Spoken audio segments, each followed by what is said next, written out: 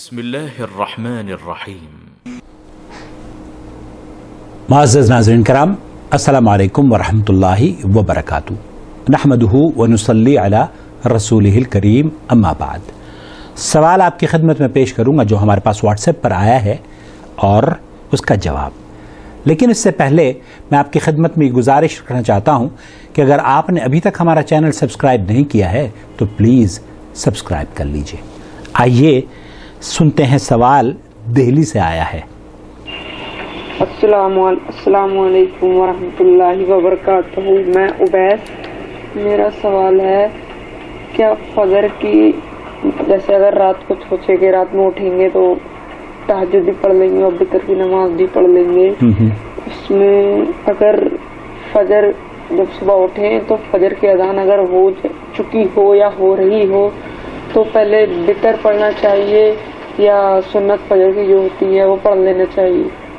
وضاحت فرمائے، جزاک اللہ خیر۔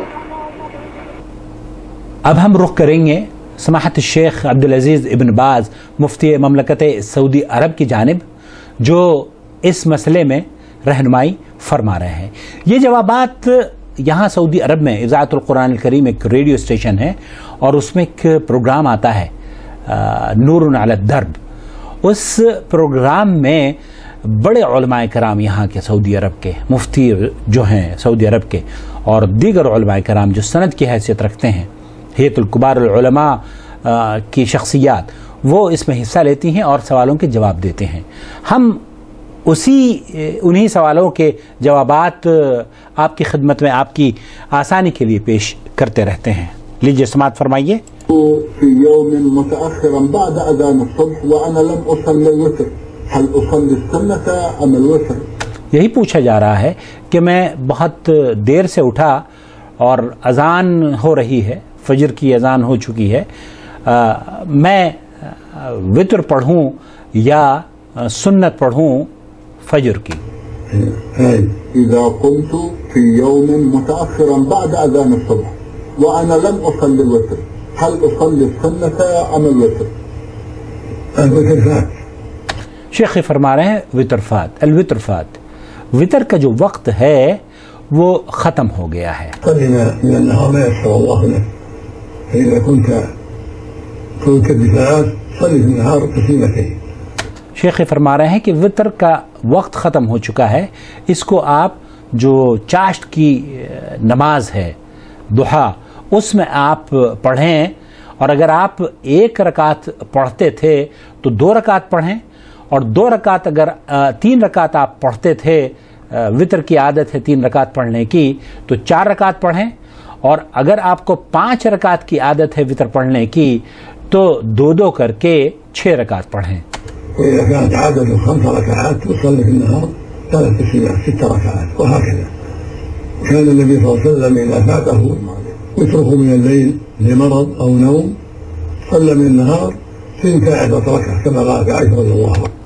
حضرت عائشہ کی حدیث پیش کر رہے ہیں شیخ ابن باز رحمۃ اللہ علیہ کہ اللہ کے رسول صلی اللہ علیہ وسلم کی اگر رات کی نماز چھوٹ جاتی تو آپ مرض یا نیند کی وجہ سے، سونے کی وجہ سے اگر آپ کی نماز چھوٹ جاتی تو صبح کو چاشت کے وقت میں آپ علیہ الصلوۃ والسلام 12 رکعت 2 کر کے پڑھا کرتے تھے، اور وتر کی چونکہ 1 رکعت کو 2 اللہ کے رسول صلی اللہ علیہ وسلم پڑھا کرتے تھے۔ وكان وتره في الغالب 11، فإذا فاته ذلك الوتر إما لمرض أو لنوم صلى من النهار 12 ركعة، زاد ركعة۔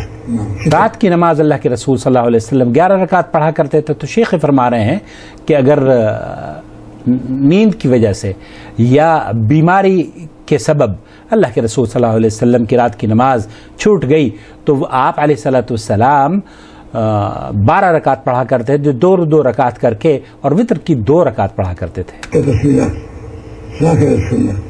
یہی سنت ہے، یہی سنت ہے کہ اگر ایک شخص کی وتر کی نماز رات کی فوت ہو جاتی ہے تو وہ اگلے دن صبح کو پڑھ سکتا ہے، لیکن جس طریقے سے شیخ نے فرمایا اور اللہ کے رسول، صحیح مسلم کی بھی روایت ہے، اللہ کے رسول صلی اللہ علیہ وسلم نے ایک رکعت جو چھوٹی اس کو 2 کر کے پڑھی. تو آپ اور ہمارے لیے یہی مسنون عمل ہے کہ اگر ہم 3 رکعت پڑھنے والے ہیں تو 2 کر کے 4 پڑھیں، اور اگر 1 پڑھنے والے ہیں وطر کی نماز تو پھر 2 کر لیں. اللہ رب العالمین سے دعا ہے اللہ تعالی ہمیں قرآن اور سنت پر عمل کرنے کی توفیق سے نوازتا رہے. اور اس طرح کے ویڈیوز اگر آپ دیکھنا پسند کرتے ہیں تو براہ کرم انہیں دوسروں کے ساتھ بھی شیئر کیجیے اور اپنے ساتھیوں کو جوڑیے. انشاءاللہ تعالی وہ ہم سب کے لیے صدقہ جاریہ ہوگا، ہم سب کا جڑنا. اور اللہ رب العالمین سے دعا ہے کہ اللہ تعالی ہمیں جس طرح سے یہاں ہم جڑے ہوئے ہیں، اللہ رب العالمین ہمیں اپنے عرش کے سائے میں بھی اسی طرح سے جگہ عطا فرمائے. آمین یا رب العالمین. السلام علیکم ورحمۃ اللہ وبرکاتہ. اللہ ولی الذین آمنوا یخرجهم من الظلمات إلى النور والذین كفروا أولیاؤهم الطاغوت یخرجونهم من النور إلى الظلمات أولئك أصحاب النار هم فيها خالدون.